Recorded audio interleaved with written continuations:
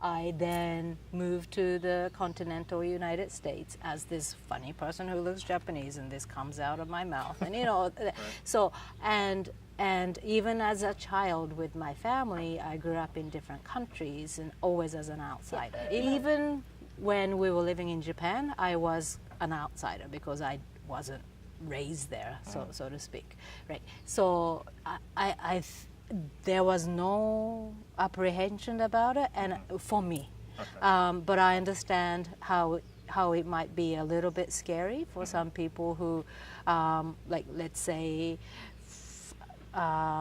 somebody who might have been born and raised here, but not of Native Hawaiian blood, for example. There is that kind of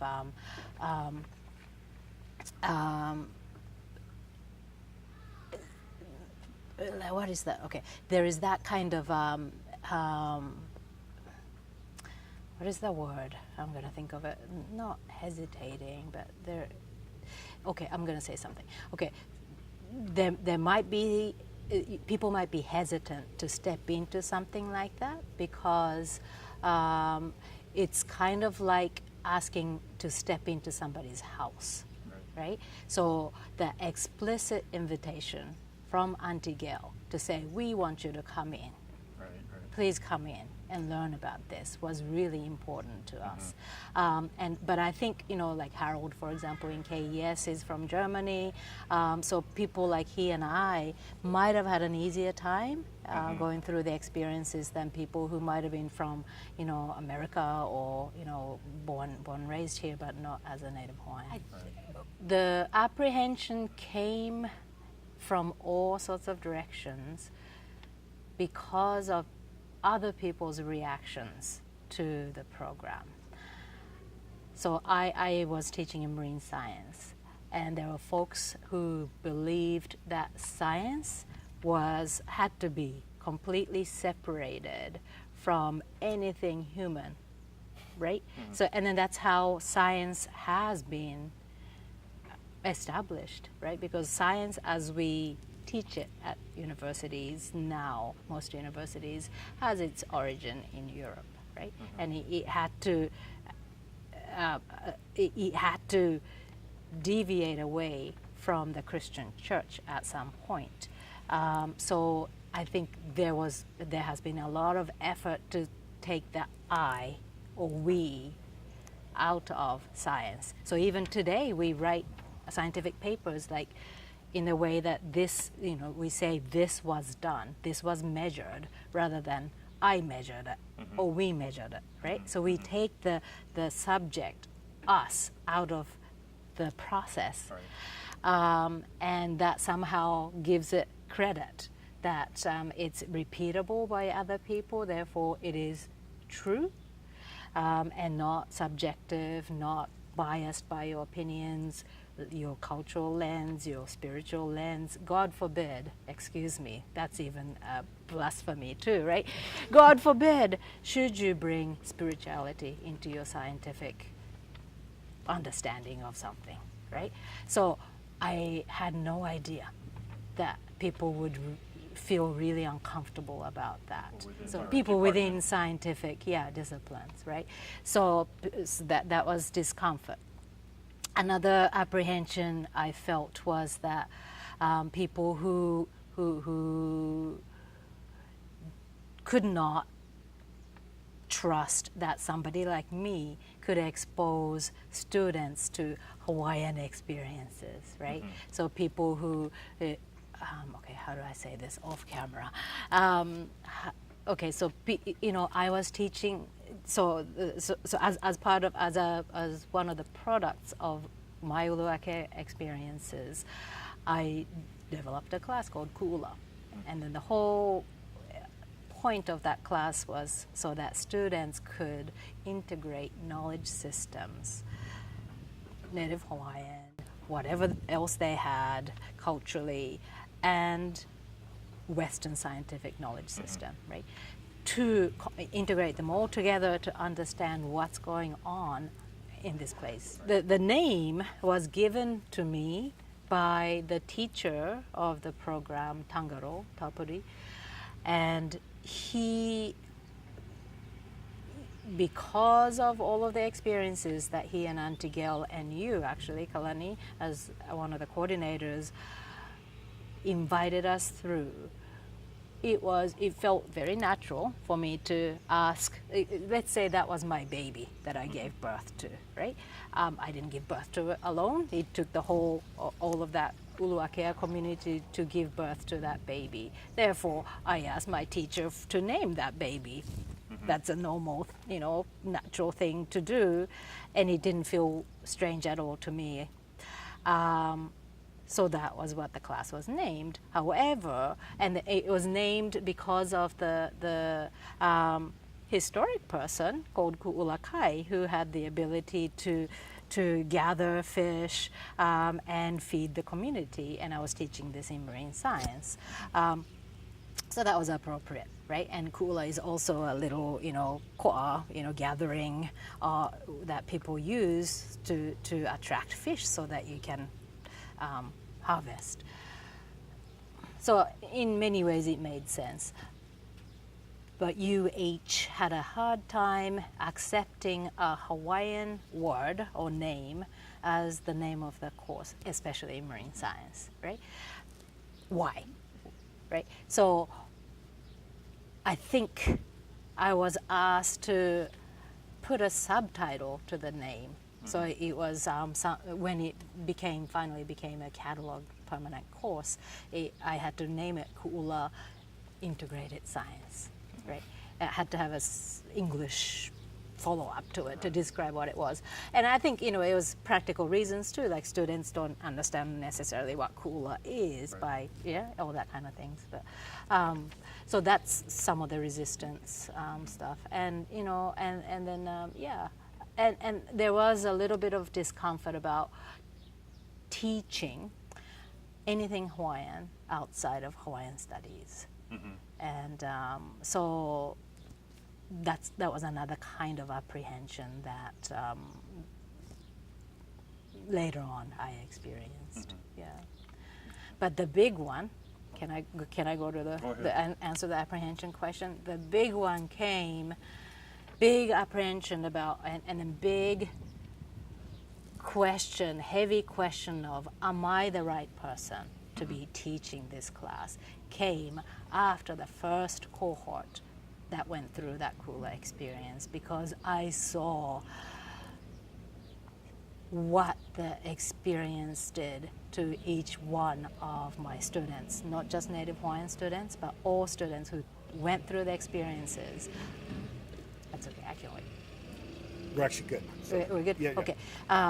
And I realized what kuleana I had on my shoulders because I gave birth to this thing.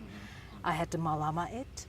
And I look around, I'm it. Right? There's no, just to give you context, there's no Native Hawaiian professors in marine science at UH Hilo.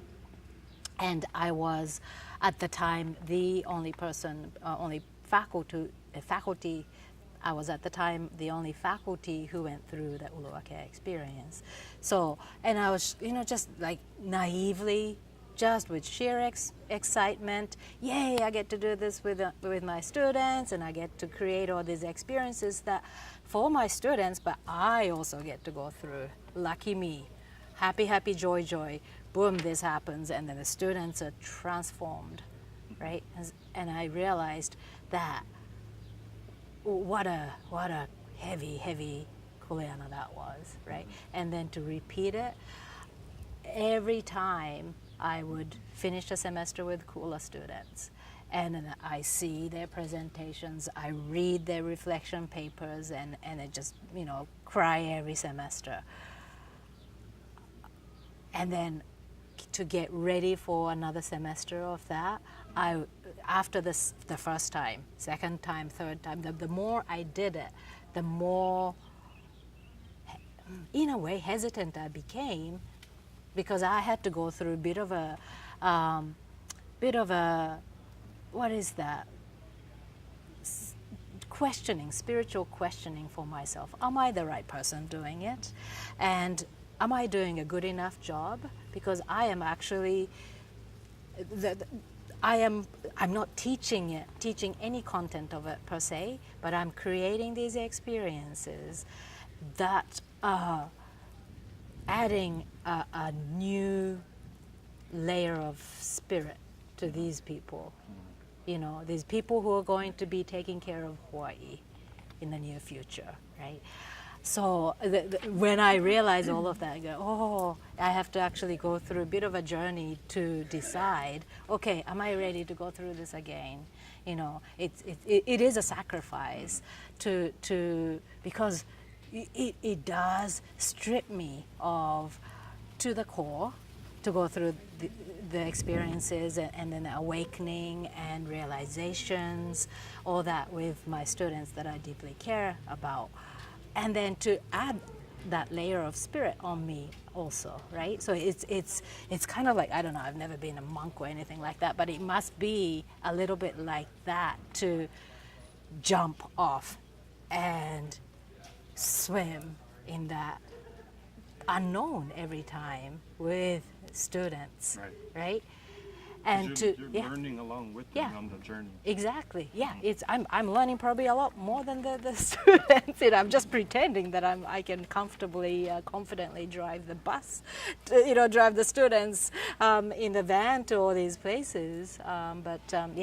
So that is the biggest apprehension that I would go through about that. I think Uluākea gave me permission to ask for other permissions, you know what I mean?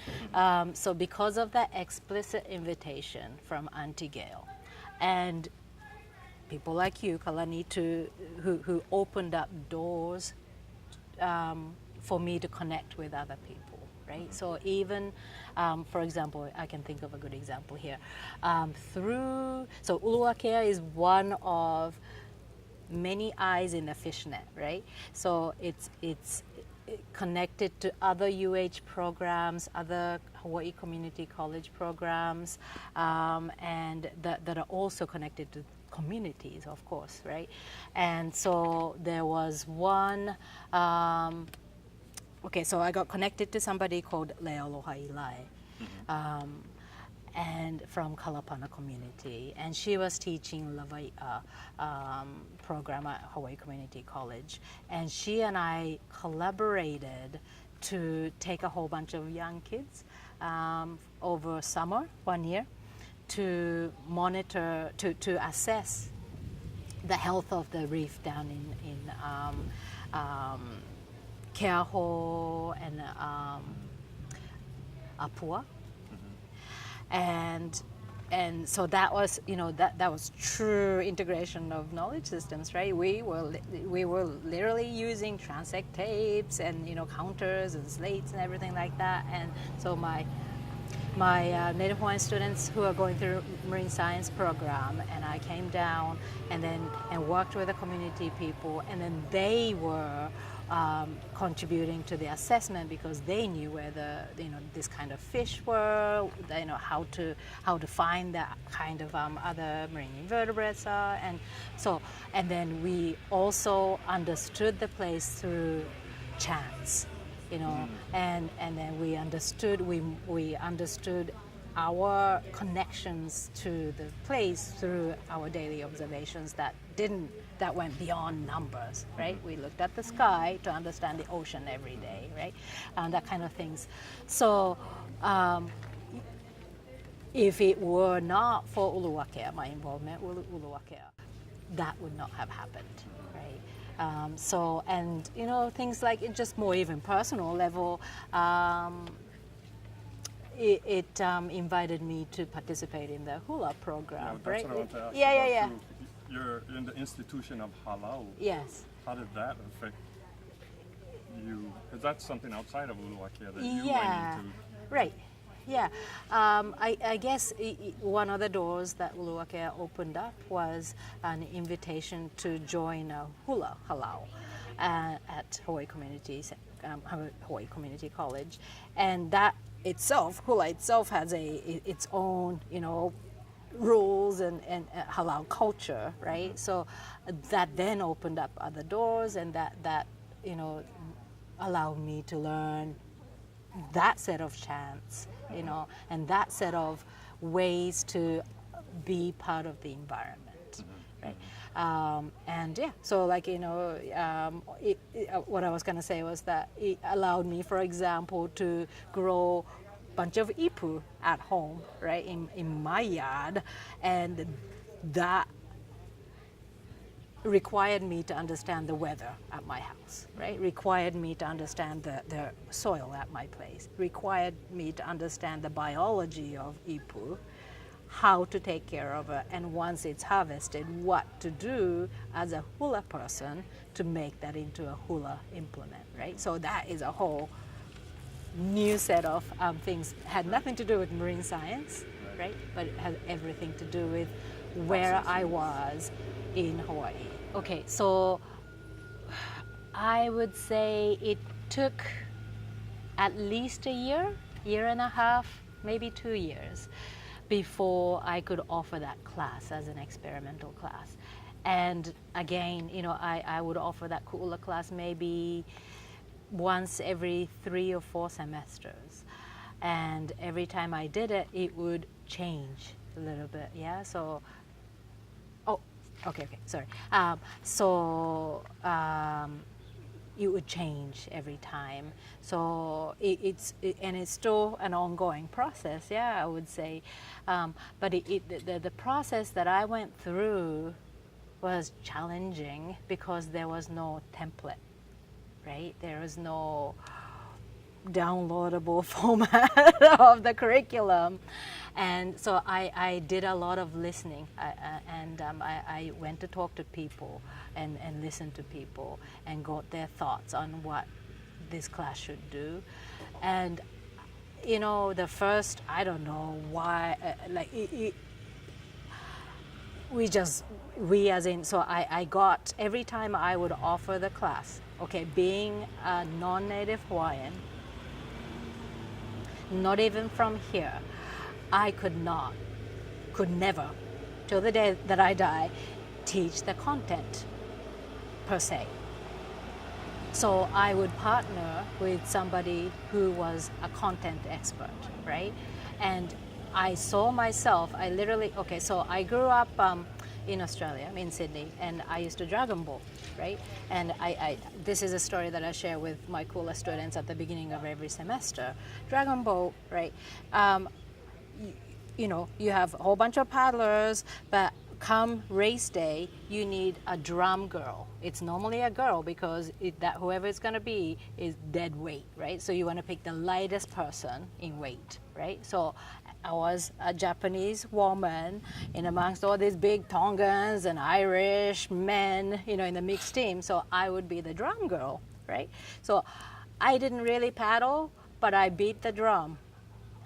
So I really felt that to be my role in that class. I literally drove the bus, drove the students to these places where either the place or the experts, the caretakers of these places taught the contents to the students, right? Experiences themselves taught the students, right? So it was kind of easy in a way, right? I just made up the schedule, connected with the student to the people, and asked for permission for us to come and visit, right?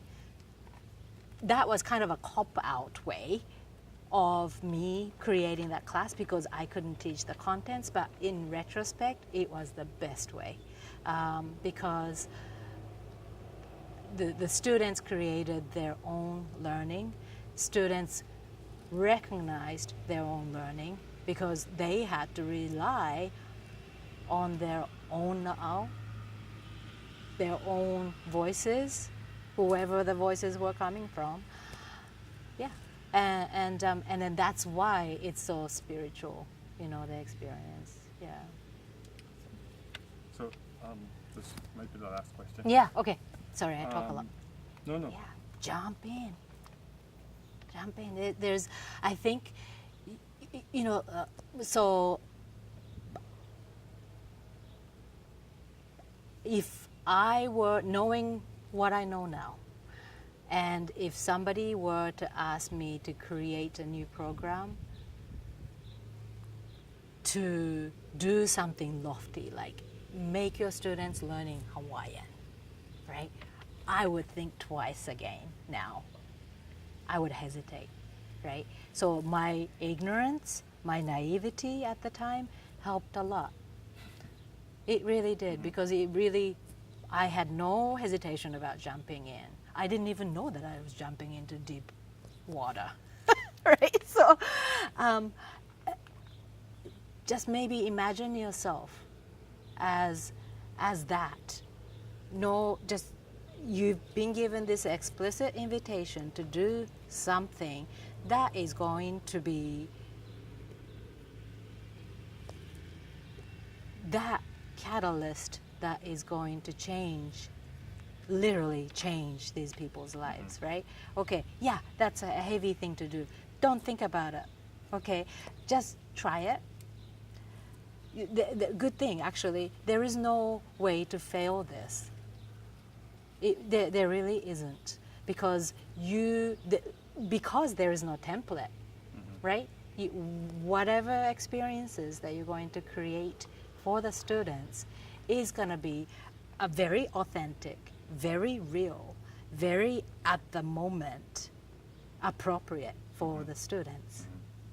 And trust the environment, trust the places to give your students and yourself that learning that you need at the time. It will. And you just all you have to do is to open yourself and opportunities for your students, and everything else amazingly comes through. And I know this because I've now done several cohorts of Ku'ula, and I even took those students to Pihemanu Midway Atoll, thousands of miles away from the nearest medical help, right? And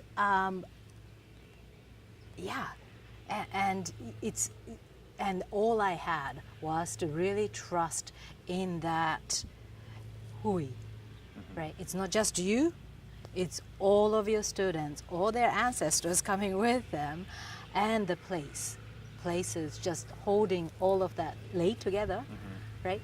And and it'll come through.